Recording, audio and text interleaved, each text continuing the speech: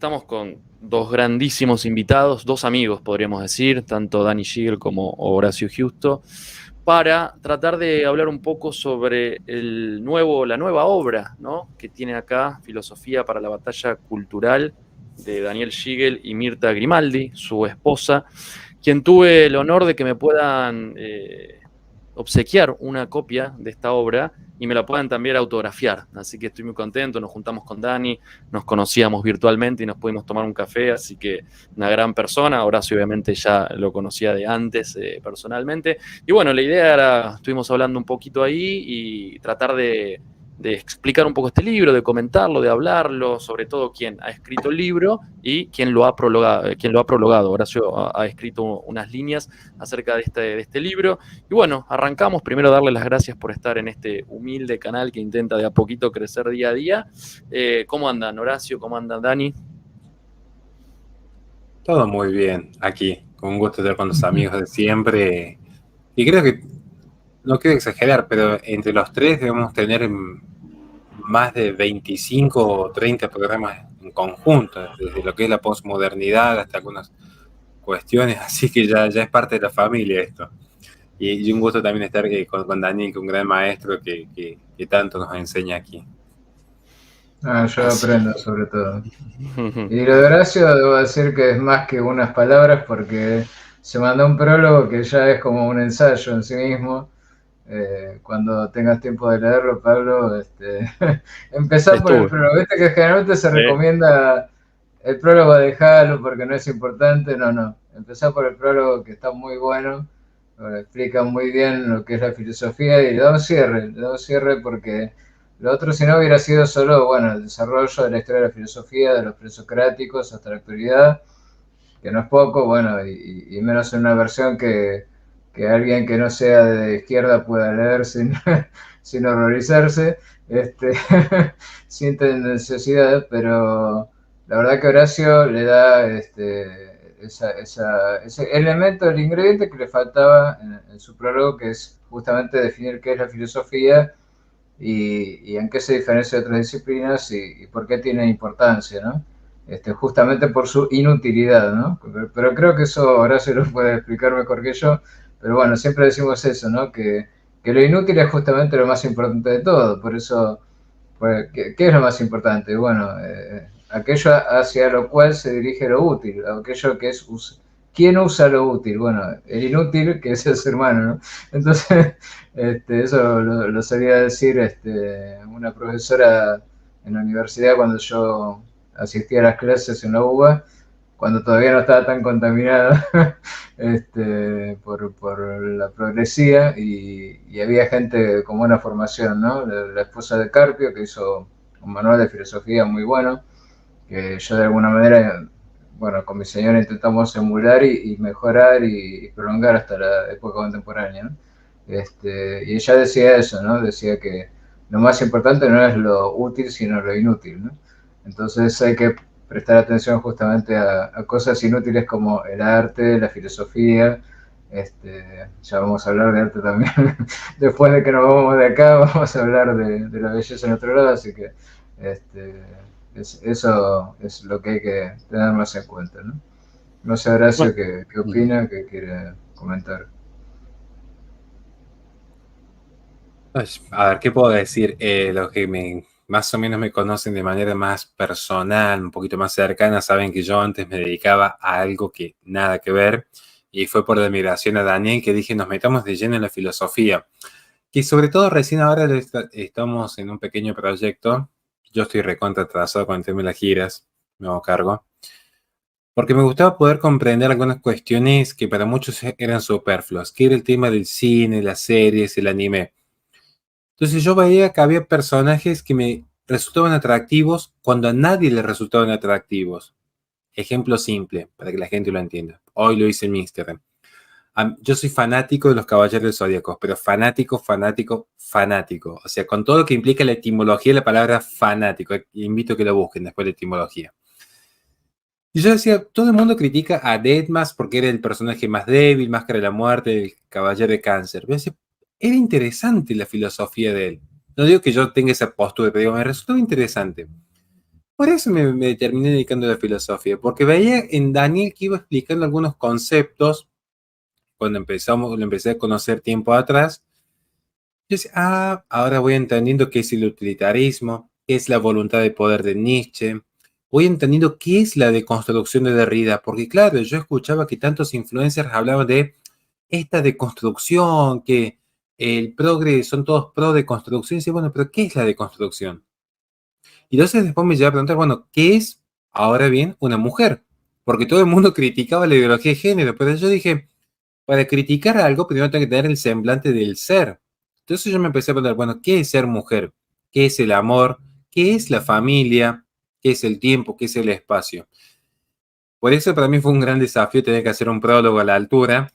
Y justamente, como sabía que no estaba a la altura, dije, bueno, si Daniel habló de todo esto, me voy por el otro lado. Básicamente es, bueno, ¿por qué importaría leer el libro? Que es básicamente, ¿por qué importa hacer filosofía? Y remarco esto, hay que saber diferenciar en la vida este equilibrio entre lo urgente y lo importante. Yo entiendo que hoy en la batalla cultural hay cuestiones que son urgentes.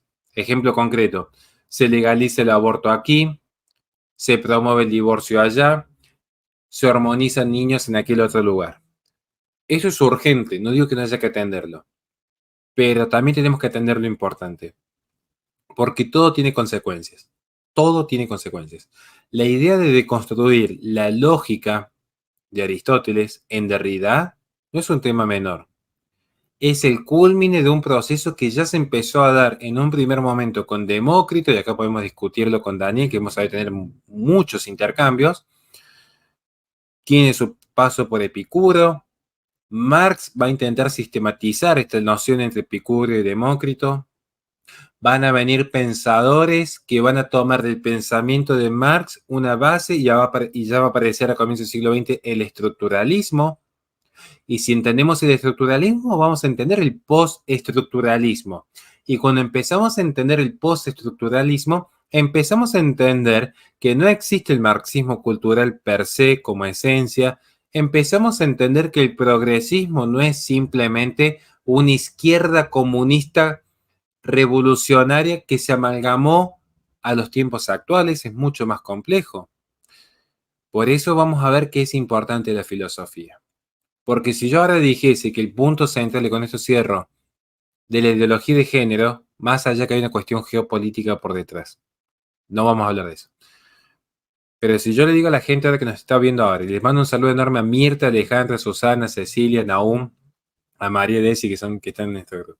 Si yo les digo a ellos ya mismo que en Derrida la apariencia es la esencia, esto capaz que a algunos les resulta incomprensible, no porque sean ignorantes, es porque ellos hablan en otra lógica, y lo que hace este libro maravilloso es eso que parece tan incomprensible como esto. ¿Qué es esto de que la apariencia es la esencia? Bueno, aquí está explicado todo, entonces así nos resulta más fácil después entender qué es esta idea de la autopercepción, qué es esta idea del lenguaje inclusivo, qué es esta idea donde una empresa como Netflix o como Disney promueven una agenda que no pareciera ser muy favorable a un comunista ortodoxo. ¿Qué es esta idea de la dialéctica? ¿Qué es la retórica? Bueno, esto es lo que intenta exponer Libre, que yo siempre recomiendo que insisto, no basta con comprarlo, gente, es que comprarlo y leerlo. No se trata de coleccionar libros, hay que también tomarse su tiempo para el estudio. Bueno, impresionante la introducción. Les contamos a la gente que esto no está ni planeado, ni hablado antes, ni mucho menos. Acá se prende la cámara y se habla libremente. Remarco algo del inicio, ¿no? El agradecimiento a nuestros hijos por ser nuestra mayor obra. Ya eso dice un montón. Es decir, lo que aquí plasma tanto Mirta como Daniel, de lo profundo de ellos mismos, marca algo que justamente hoy es, podríamos decir, hacen la vista gorda, ¿no? Los hijos como la mayor obra en realidad sería una profesión, sería poner como las ideas como ídolos u otras cuestiones. Así que eso solo lo remarqué porque me parece súper importante. Y después, bueno, Horacio Giusto por el prólogo, etcétera, etcétera. Pero Dani, a ver, ¿qué te llevó a escribir este libro? obviamente que hablas también por nombre de tu mujer que no está aquí, ¿no? Pero, ¿qué te ha llevado a escribir esto? ¿Cuánto tiempo te llevó? ¿Fue mucho tiempo de investigación? Contanos lo que quieras acerca de eso. Sí, por un lado, sí, desde ya que Mirta es coescritora, hay que darle todo el mérito que tiene. Ella puso todas las fotos, las ilustraciones. Ella armó frases entendibles, inteligibles, le dio comunicabilidad al texto. Yo a veces me voy de mambo, me extiendo, ¿viste? Con las frases y las reflexiones, y ella le puso límites y armó oraciones cortas, que es lo mejor, ¿no? Porque para comunicar, lo mejor es que se pueda comprender y enmarcar lo que uno está comunicando. Así que su contribución es genial, y aparte ahora ella tiene un canal donde está usando justamente el texto y comentándolo en base a relaciones con la literatura, y me parece muy bueno lo que está haciendo.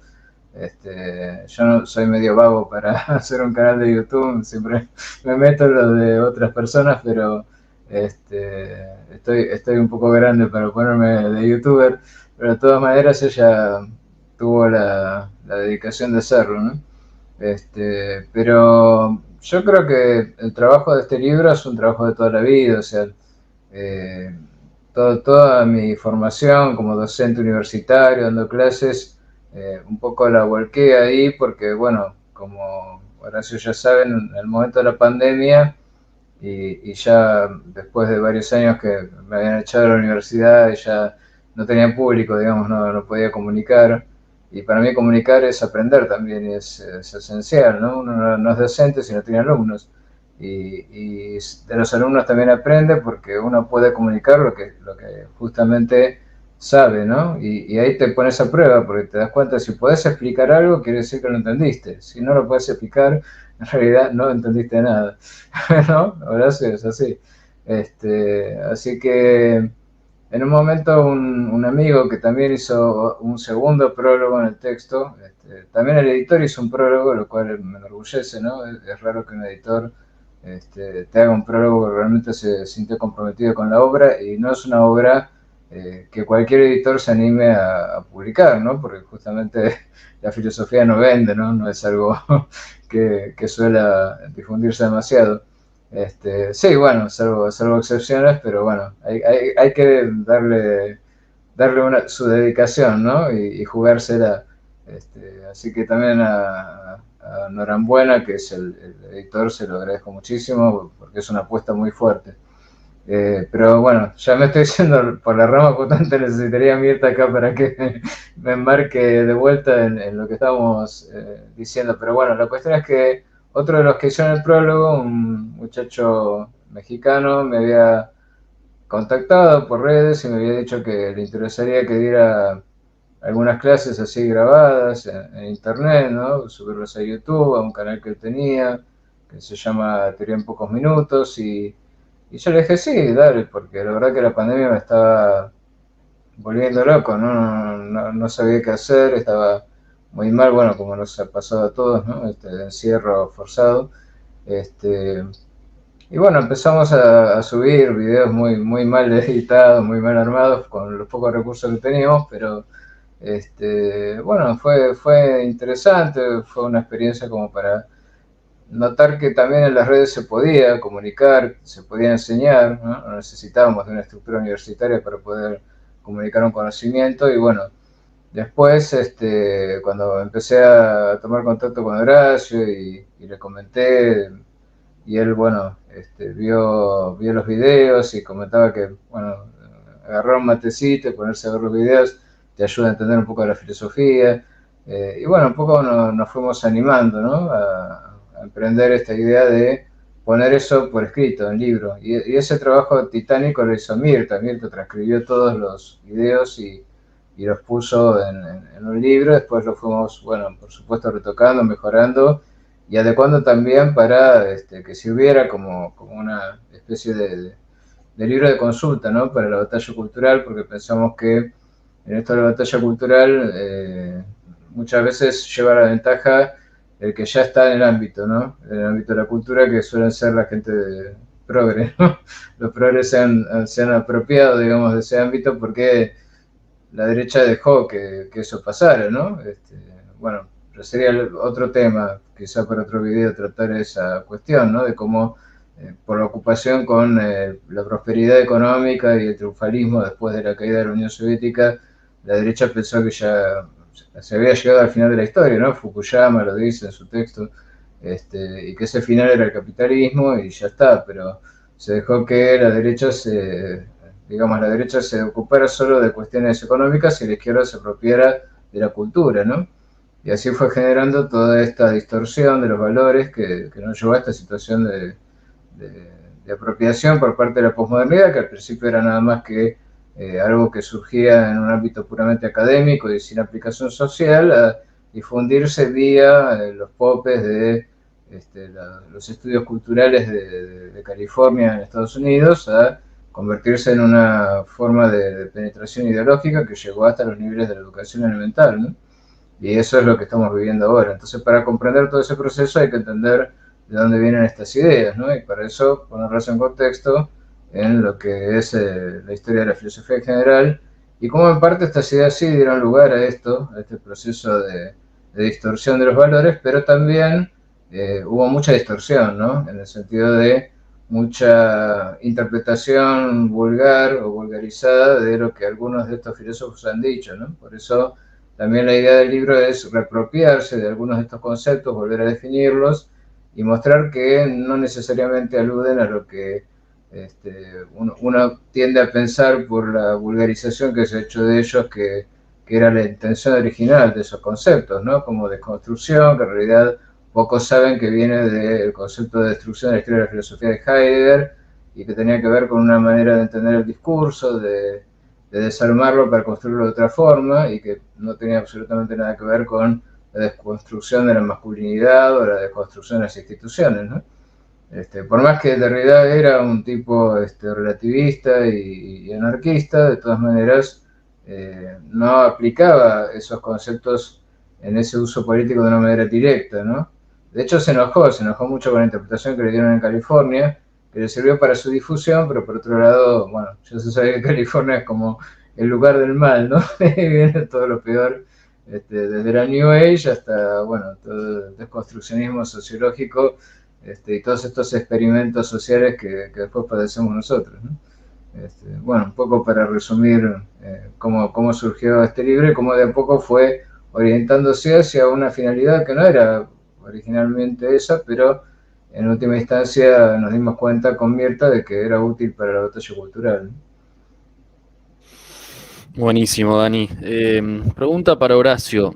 ¿Qué es la batalla cultural? Si hubiese alguien que está escuchando del otro lado y compró el libro, lo está empezando a leer, y lo escuchan diversas personas, influencers o gente que se dedica un poco a esto, ¿cómo podríamos explicarle fácilmente a alguien que dice, bueno, la batalla cultural se escucha por todos lados, se escucha en la tele, se escucha en los videos, se escucha por doquier, ¿no? ¿Qué sería la batalla cultural? Bueno, si estamos buscando una explicación fácil, no creo que sea el más indicado yo, que suelo complejizar las cosas y más de una vez me hago cargo que lo hago a propósito, digamos, pero ya algún día voy a explicar el por qué. Básicamente, en primer lugar, siempre le digo a mis alumnos, siempre se los digo a mis alumnos, cuando no sepan algo, vayan siempre a la etimología. Ahí no se van a equivocar. O sea, no sé si vas a probar con un 10, pero seguro que no te van a reprobar. Bueno, batalla claramente que implica un conflicto donde hay mínimamente dos posiciones antagónicas. No quiero dar con la teoría del conflicto de Edgar Morin, que va a implicar un tercero, pero vamos a decir en principio que siempre va a haber una disputa. Va a haber un conflicto y un conflicto abierto, un conflicto en pugna, un conflicto profundo entre dos bandos, entre dos posiciones, entre dos entes que van a estar justamente compitiendo y en ese sentido queriendo suprimir al otro. La batalla cultural es, por lejos y por más que esto le duela a más de un referente, es un concepto estrictamente hegeliano. Entonces hay que ver si en efecto se puede combatir los vicios hegelianos desde Hegel. Esta es una discusión que obviamente que en la filosofía lo podemos dar. Pero esto es la batalla en sí. Ahora, es cultural, en el sentido que no es precisamente bélica, no es una batalla que implica la superioridad física en principio del uno sobre el otro. Y acá digo en principio, porque finalmente sí lo va a hacer. En última instancia, toda disputa de poder, no es que yo sea defensor de Foucault, al contrario, lo denuncio, pero en última instancia puede ser que todo se reduzca a quién prevalece sobre quién en materia de vida, en última instancia. Si no me creen, vayan a ver qué fue la batalla cultural cuando salían a predicar los primeros cristianos que terminaban en la fosa con los leones. O sea, en última instancia es una guerra, nomás que empieza siendo cultural antes que armamentística, pero que insisto, en última instancia va a implicar un ejercicio coercitivo. Batalla, dijimos, conflicto entre dos bandos. El tema es, ¿qué es cultura? Cultura ya proviene, de hecho, del término cultus, que era esta rendición, esta adoración que había hacia los dioses, que luego va a ir desenvolviéndose esta palabra del cultus hacia lo que es el cultivo. Cultura va a ser aquello que cultiva el espíritu del hombre. Y va a haber diferentes concepciones de cultura, desde una definición más elitista, propia de aquellos que se creían portadores de un espíritu cultivado, que se da concretamente en tiempos de la Ilustración, más tendiente a la Ilustración alemana, pero no quiero dejar pasar la Ilustración anglosajona francesa, que también tiene esta noción de la alta cultura para tomar distancia del vulgo, aunque curiosamente después estos revolucionarios van a usar el pueblo para sus fines. Pero también se puede entender en términos actuales que la cultura, en el sentido antropológico, es aquel campo de la subjetividad humana en el cual se van desarrollando todo lo que es el campo simbólico del hombre. Es decir, ideas, credo, palabras, instituciones. ¿Por qué decimos el campo subjetivo del hombre? Porque tomamos distancia del campo objetivo, entiéndase la materia.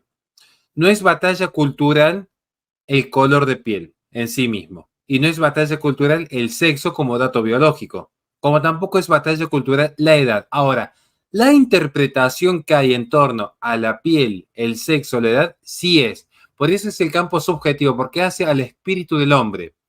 No es que la batalla cultural le va a cambiar el sexo a un niño, aun cuando lo quieren hormonizar, el color de piel o la edad, porque esos son datos biológicos, pero es cómo culturalmente se interpreta, cómo culturalmente puedo interpretar qué es racismo, qué es feminismo, qué es machismo, qué es adultocentrismo. Cuidado con este término. El adultocentrismo hoy se está empezando a plantear en la academia como hace 20 años atrás se empezó a cuestionar el eurocentrismo.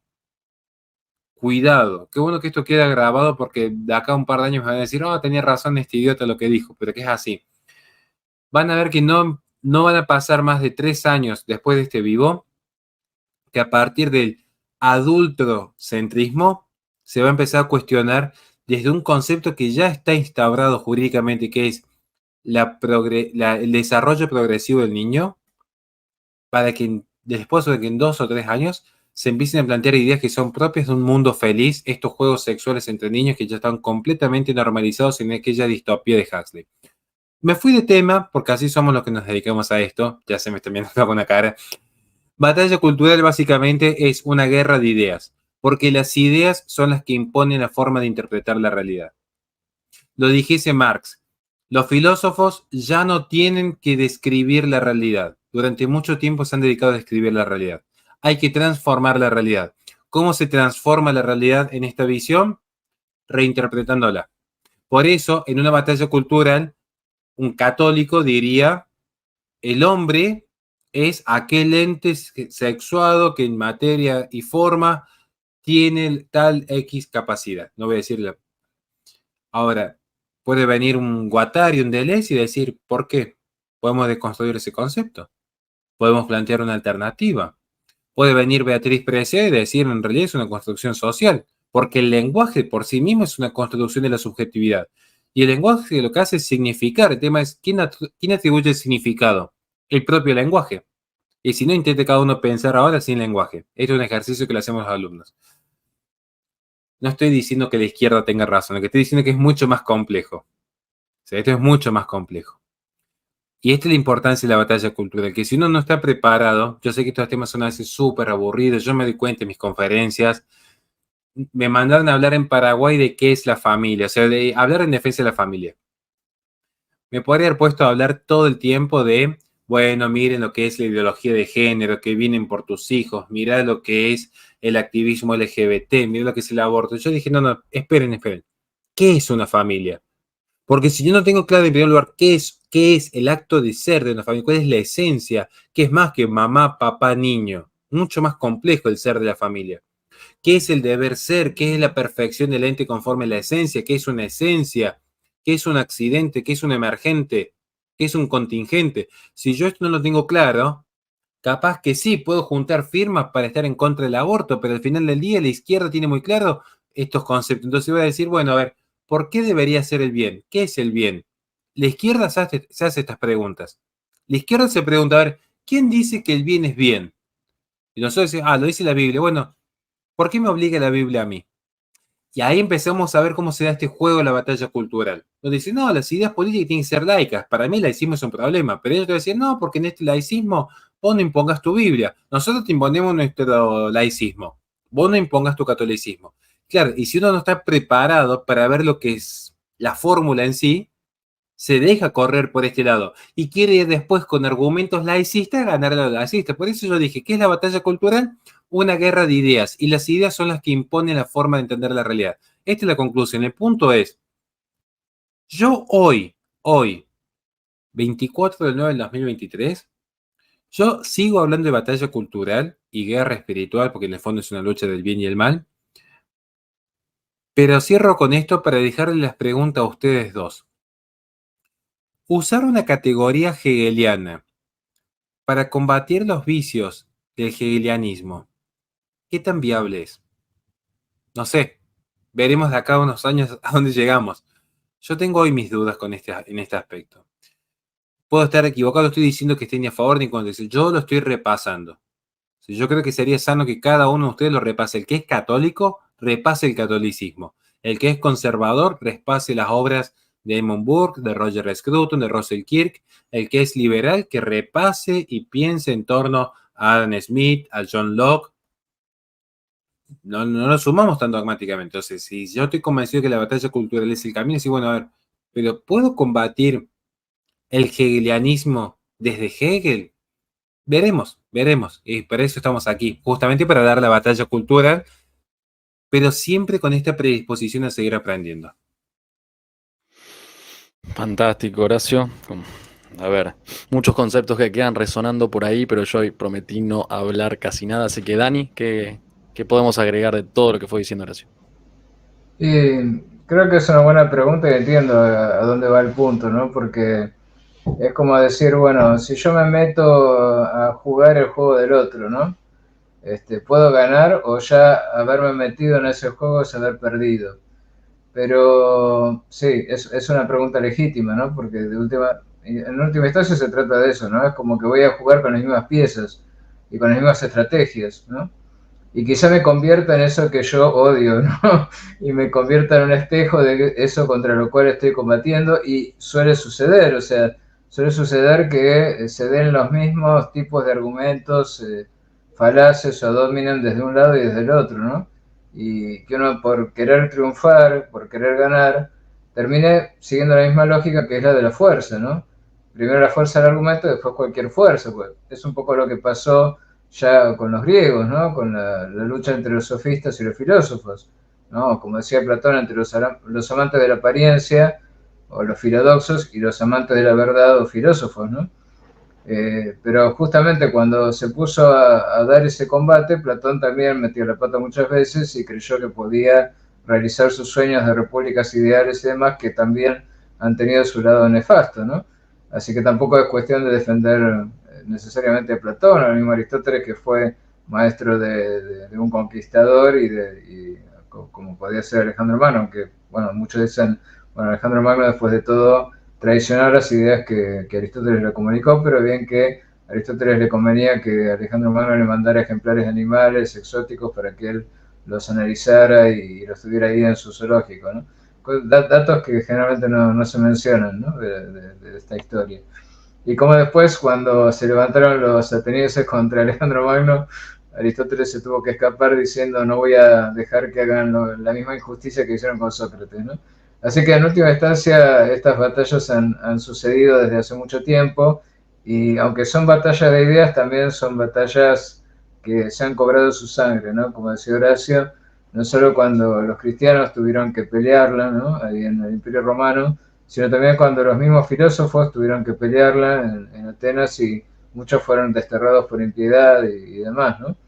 O sea que todas estas batallas se convierten en algo que primero parece ser incruento, pero después termina llevando muchas veces a que corra la sangre, ¿no?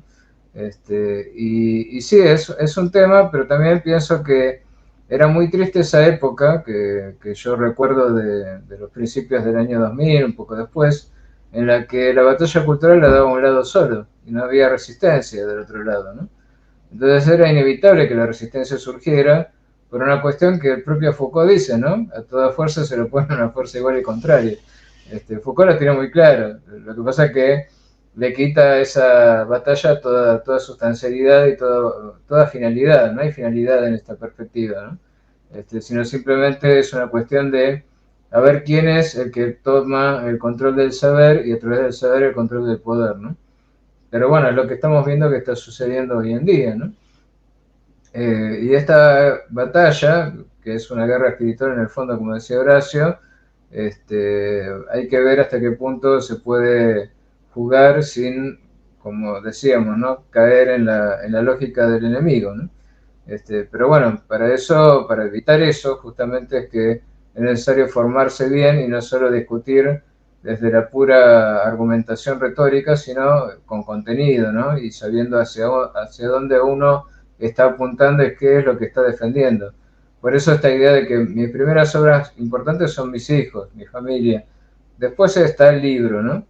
Eso viene de manera secundaria, puedo estar orgulloso, me puede gustar, quiero difundirlo, me parece que es un instrumento útil, pero en última instancia, ¿qué estamos defendiendo cuando damos la batalla, ¿no?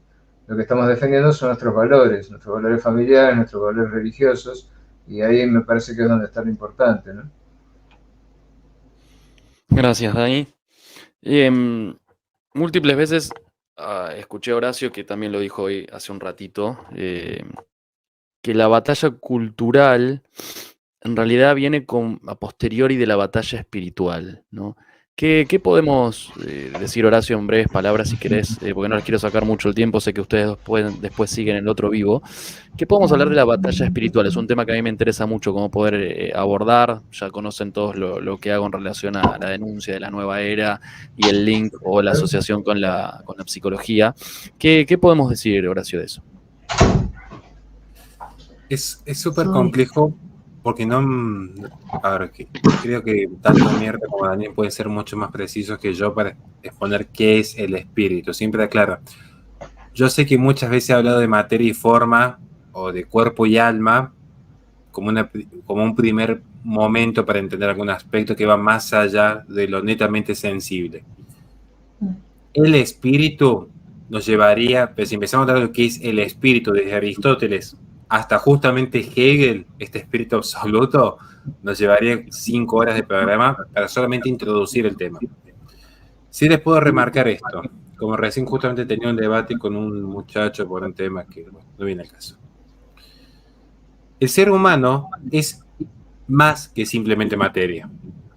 Que este es el punto donde yo considero que ni Demócrito, ni Epicuro, ni ningún materialista pudo jamás resolver. Hay algo dentro del hombre que le da más que movimiento, le da intención. Intención, se encuentra en tensión constante. La voluntad del hombre está en constante tensión entre el deseo y lo que es. Entonces el deseo es constante en el ser humano. Alguien me podría pensar, quizás se refiere al deseo en términos de intimidad, y yo me estoy refiriendo al deseo más elevado todavía. El simple hecho de que uno quiere estar, en el caso del católico, frente a la visión beatífica, ya hay un deseo, ya hay una voluntad que mueve al ente. ¿Por qué hablamos entonces de guerra espiritual? Porque en este punto tenemos que reconocer que en el ser humano ya ha habido evidencia, ni siquiera hablando del cristianismo, ya ha habido evidencia incluso en los presocráticos de la inmortalidad del alma. O que al menos en el ser humano hay algo más que simplemente materia. Yo puedo explicar ciertos comportamientos del hombre incluso a partir del conductismo. Ya Skinner al respecto ha explicado bastante. Pero no es determinismo. Y si no hay determinismo, hay dos posibilidades. O es por azar, el área propia del cosmos, que tiene un problema para después establecer cuál es la causa eficiente de la realidad, o que hay una causa eficiente y por lo tanto hay una causa fin. Y la voluntad del hombre se va a orientar a esta causa fin última. Por eso en el prólogo yo marco la filosofía es la búsqueda constante de estos principios que son primeros y últimos. Primeros en el orden del ser, últimos en el orden del saber. Es allí donde tenemos que ir nosotros, a mi entender, humilde, en esta batalla cultural, en esta guerra espiritual. Nosotros podemos combatir contra el aborto, el matrimonio igualitario, la presión impositiva, cualquier tipo de batalla que quieran dar. Pero en última instancia es preguntarse ¿por qué? Cuando alguien dice hay que combatir el aborto, yo les pregunto ¿por qué? No, bueno, porque abortar es malo, porque es un pobre niño inocente. Bueno, ¿por qué es malo? ¿Por qué es malo quitarle una vida inocente? Claro, esto sacado en contexto dicen, estoy hablando ante un cínico. Primero, les invitaría a que estudien qué es el cinismo, porque no es lo que andan diciendo en redes sociales, en primer lugar. Pero en segundo lugar, y tampoco el hedonismo es lo que andan diciendo en redes sociales, lo aviso de ya, pero para eso tienen que leer el libro. Lo que estoy diciendo es, hay que preguntarse el fundamento. Y cierro con esto. Y esta vez estamos con Lupe Batallán y se dio esta discusión con Lupe. Estábamos con Lupe Batallán en un vivo sobre la eutanasia. Y ella decía, no, que hay que ir con los datos. Y yo decía, ¿por qué los datos? Los datos en sí mismos no me dicen nada. Voy a poder dar la mejor estadística como yo conozco feministas que saben y reconocen, lo vi el otro día con Santiago Armesilla, que es un filósofo, que reconocen que hay vida desde la concepción. Dicen, pero no es persona, porque la discusión sobre el ser persona es discusión filosófica. Por eso tiene que ir el por qué. Dicen, abortar es malo. Y yo te pregunto, ¿por qué es malo? Y porque hace un mal. Bueno, ¿qué es el mal? Y dar una respuesta de esto. Bueno, porque el mal es ausencia del bien. Yo te digo, el mal no es ausencia del bien. Es privación del bien debido. Entonces, ¿cómo sé yo qué es debido y qué no es debido? Y bueno, conforme la esencia. Y bueno, ¿qué es la esencia? Y a partir de ahí, ¿qué es el bien para el ente? Esto es una guerra espiritual, porque es algo que trasciende la cultura. La cultura es hija del tiempo, siempre, siempre. La cultura es hija del tiempo. Y si empezamos a indagar un poco, les puedo asegurar que no pocos van a entender que el tiempo ni siquiera existe. El tiempo es la medición del movimiento de las cosas, para Aristóteles. Para San Agustín el tiempo ni siquiera existe. ¿Por qué? Porque el pasado no es, el futuro no es. El pasado ya fue y el futuro será. Entonces, ¿qué me queda? El tiempo presente. ¿Qué es lo que me queda? ¿Cómo resignifico yo constantemente esta realidad? Ahora, alguien me diría, bueno, pero la realidad es objetiva. Yo te preguntaría, ¿y cómo sabes que sabes? Porque si fuese tan fácil decir que este libro es azul, yo no logro entender cómo gente que era mucho más sabia que yo estuvieron 2 siglos en guerra entre empiristas y racionalistas. Discusión que el día de hoy sigue, por cierto, ¿no? Yo sé que esto parece aburrido, pero si no entramos en las discusiones de fondo, les puedo asegurar que la izquierda sigue caminando. La izquierda ni siquiera se esfuerza ya en combatir. Porque simplemente comprenden que no les hace falta ellos dar respuesta. Ellos plantean 2 preguntas básicas, ven que uno titubea en la respuesta y dicen, ¿vieron? Tan católicos, tan tomistas que estaban formados, tan bíblicos, no me pueden responder estas 2 cuestiones básicas. Entonces, ¿qué pasa? Que el ser humano es inteligente, pero las masas no. Las masas no piensan. Por eso, naturalmente, el filósofo nunca es popular. El filósofo, claro, es el que le está diciendo en términos simples, todos ustedes son una manga de ignorantes que están todo el día jugando a la Play, consumiendo TikTok, se le está yendo la vida en banalidades. Y claro, a uno le dicen eso y dicen, no, o sea, que eso es un agrandado, andate de acá. Pero bueno, a la izquierda esto sí le gusta hacer. Ustedes agarran el militante de izquierda más básico y les puedo asegurar que se leyó por lo menos El Capital, el Manifiesto Comunista, la tesis doctoral de Marx, se leyó a Lacan, se leyó a Foucault, y nosotros nos quedamos a veces a mitad de camino. Entonces yo digo, hay que meterse de lleno, que sea difícil. hay que meterse de lleno. Es una guerra espiritual. Voy a dejar la última palabra para el final del vivo. Iba a hacer un comentario rápido. Lo voy a dejar para el final. Hay que involucrarse. La guerra espiritual es una lucha del bien contra el mal. Y hay que tener claro qué es el bien y qué es el mal. Que es muy profundo de determinar esto. No es solamente Dios contra el diablo, porque primero que Dios no está contra el diablo, porque el diablo es criatura. Entonces ya cuando decimos que el diablo es contra Dios, no entendimos la relación criatura-creador. En todo caso es el San Miguel Arcángel contra Luzbel, si queremos igualar. Entonces, es la lucha del ser contra el no ser. Ahí sí ya estamos empezando a entendernos en un lenguaje más propio.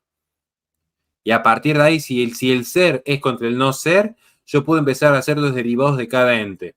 Y en el derivado de cada ente decir, bueno, ¿dónde hay res? ¿Dónde hay unum? ¿Dónde hay aliqui? ¿Dónde hay bonum? ¿Dónde hay pulcrum? ¿Dónde hay verum? ¿Y en qué grado participan?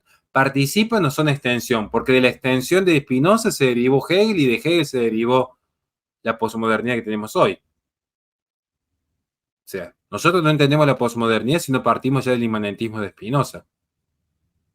Entonces, esto es lo que yo quiero transmitir. Es una lucha del ser contra el no ser, en última instancia. Una lucha del bien contra el mal. Pero bueno, perdón por la extensión, parece que yo me apasiono con esto y saco lo más bélico de mí. Se nota, Horacio, la pasión que le pones. Hola Mirta, gracias por estar. Contanos un poquito vos, a ver cómo fue el proceso del libro, lo que quieras agregarnos y después vamos con Dani con lo mismo que la extensión de la pregunta de Horacio.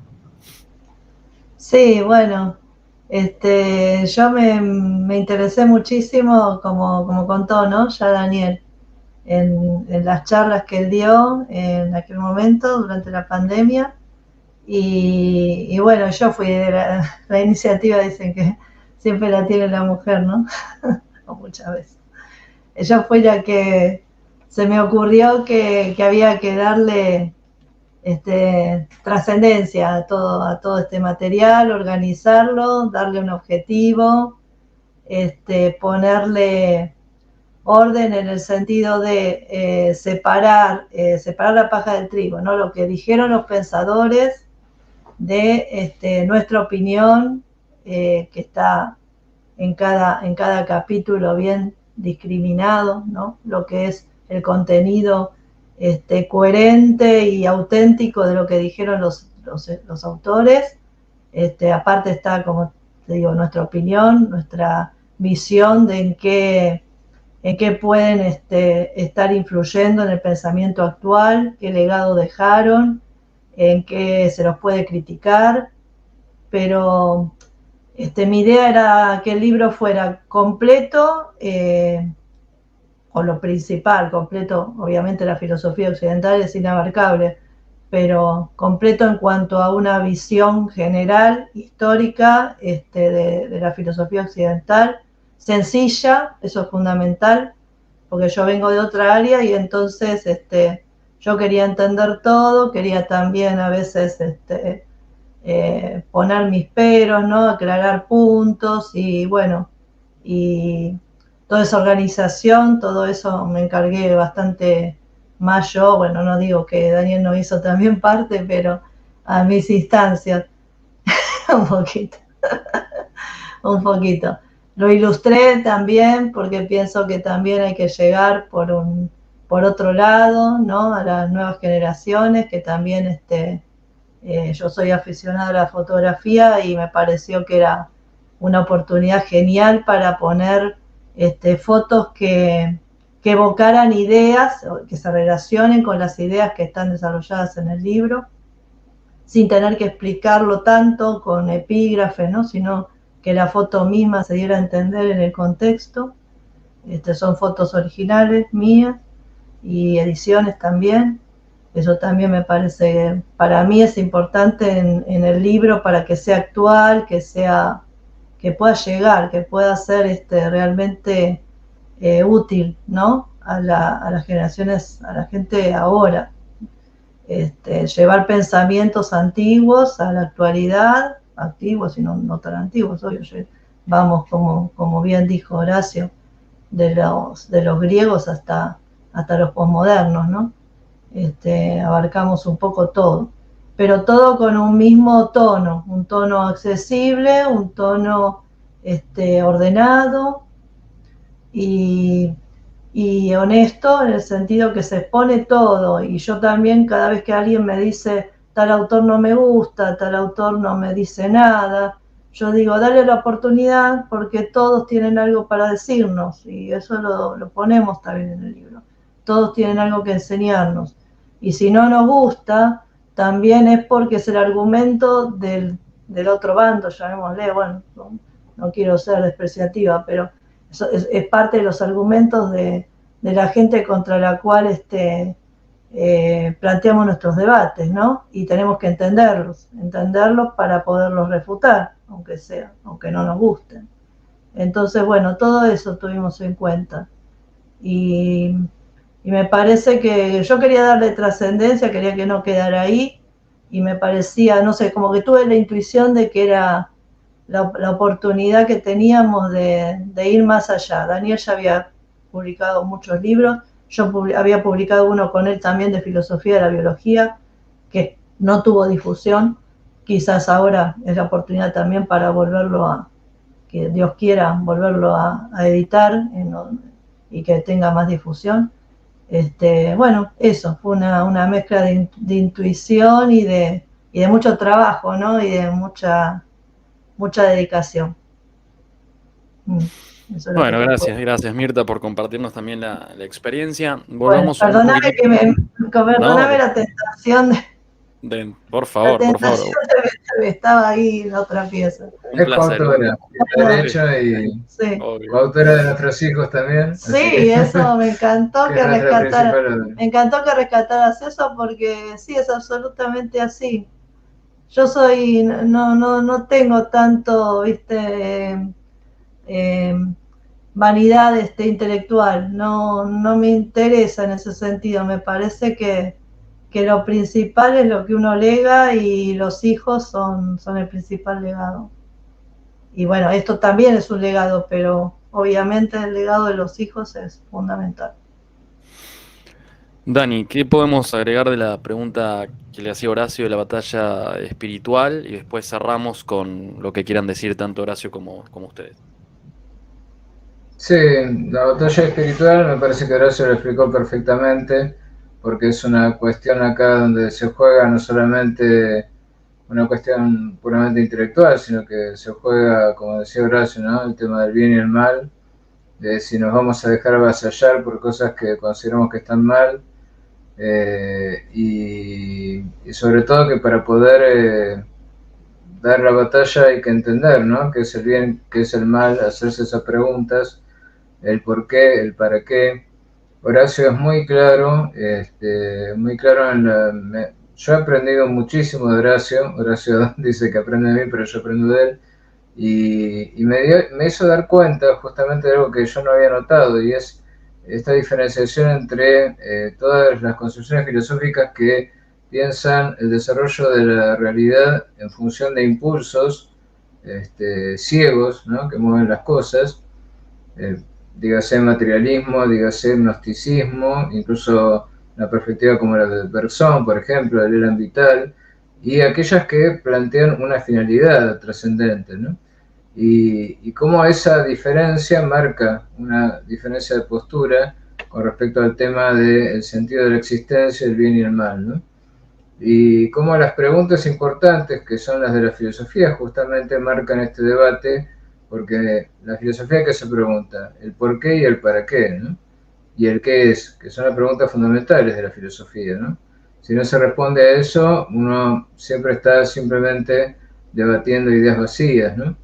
Entonces, el libro quería apuntar a que no basta con un entrenamiento retórico en el debate, que es bueno eso, sino que hay que ir al contenido también, ¿no? Yo había notado, por ejemplo, que en algunos casos,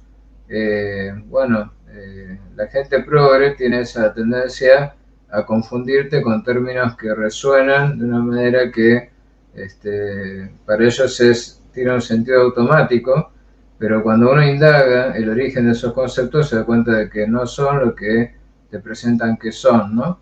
Por ejemplo, había notado en un debate de Horacio con un biólogo venezolano, no importa dónde sea, pero donde él, este biólogo o médico, no me acuerdo qué era, apelaba a un concepto que es el de la lógica difusa, ¿te acuerdas, Horacio? Y es un concepto que es poco manejado, ¿no? Y yo le decía a Horacio, mira, te estás jugando por izquierda, bueno, por izquierda justamente de mala manera, porque en realidad esa lógica se desarrolló para mejorar los sistemas, por ejemplo, de control del aire acondicionado, porque la idea es que caliente y frío no son términos claramente delimitables, entonces por ahí el aire acondicionado se le va la mano y te empieza a dar más calor del que vos querías o te da más frío y terminás tiritando. Entonces se aplicó esa llamada lógica difusa para los conceptos que no tienen delimitación clara.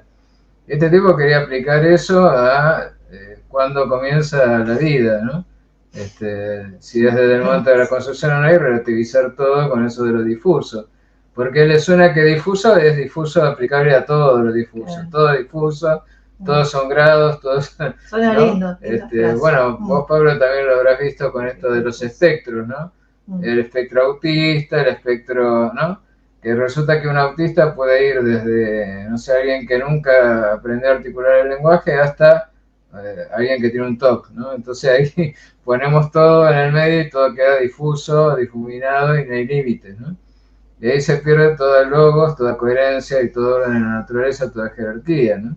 Entonces hay que estar preparado para este tipo de argumentaciones y como no importa tanto con quién estás debatiendo, sino los que están como espectadores y muchas veces se aprovechan de que te confunden con ese tipo de términos, sacados de contexto y por su resonancia emocional. Entonces es bueno ir al contenido y conocer, ¿no? Qué es lo que significan esos conceptos y de dónde ha surgido y cuál es su origen, ¿no? Por eso es bueno tener un manual de consulta, ¿no?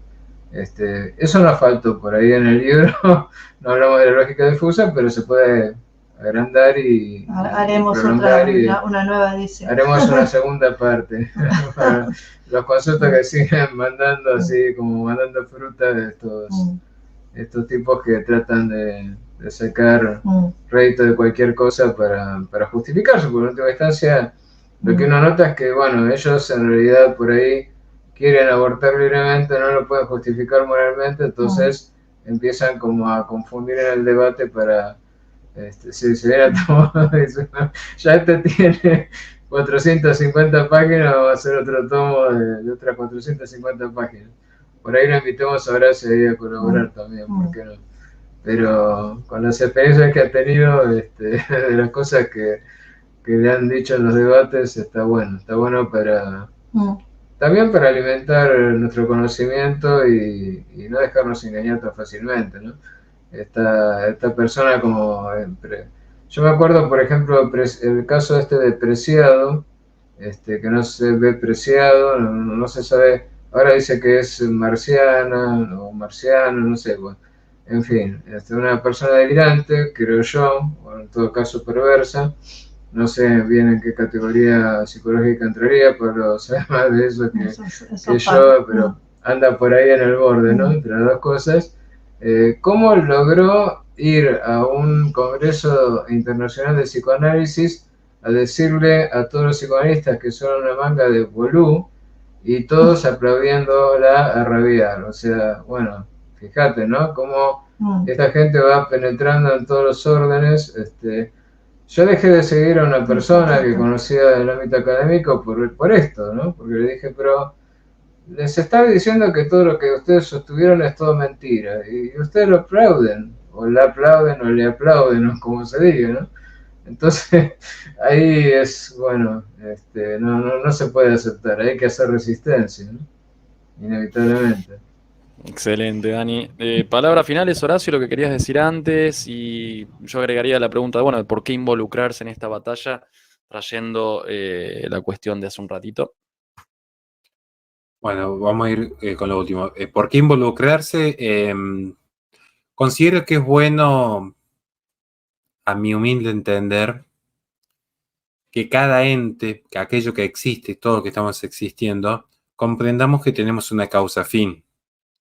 Entonces, si yo de repente tengo ojos, la idea es que los ojos sean utilizados para ver lo más bello y sublime y no degradarse viendo TikTok, que además sirve el Partido Comunista Chino.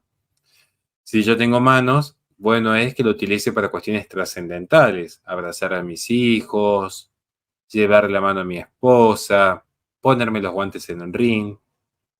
Y en ese sentido, si los varoncitos tienen cierta parte del cuerpo que las mujeres no tienen, que utilicen estas partes del cuerpo para hacerse más varoncitos e involucrarse, porque no hay sujeto más detestable en el universo que el indiferente. No hay sujeto más detestable que el cobarde. De hecho, días atrás estaba dialogando con un docente que es marxista ortodoxo. Coincidíamos que va a haber un punto en el que él dijo, Roma se va a tener que fusionar con el Partido Comunista, que todavía sobrevive en algunos lados, para combatir lo que es la degradación del género humano.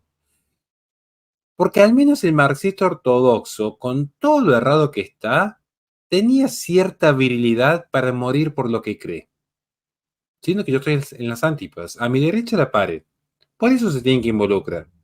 Para no ser un socialdemócrata globalista que desde el iPhone, con esa bufandita de Manflora, tomando un café horrible en Starbucks, que encima te lo venden a $100 y es peor que el que te puede vender el Don Carlos acá en la esquina, que no les resulte indiferente la vida como estos Manfloras.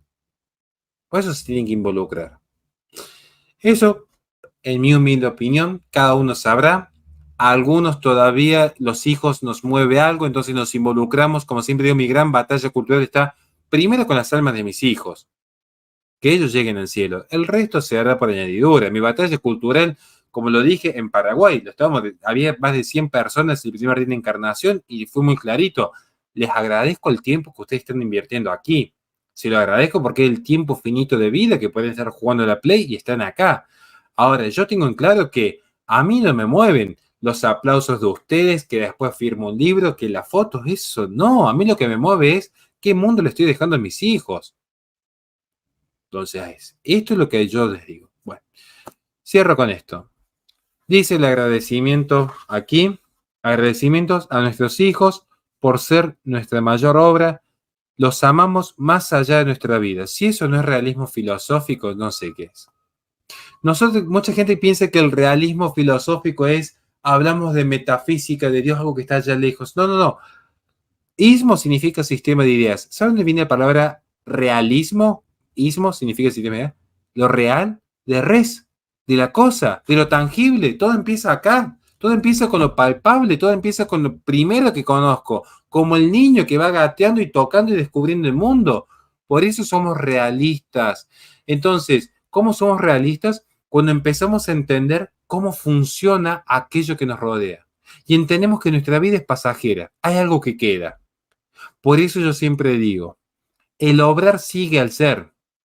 Entonces, ¿cuál es la mayor obra de Mirta y Daniel? Las almas de sus hijos. Uno ve al autor en la obra. Uno conoce al autor en la obra.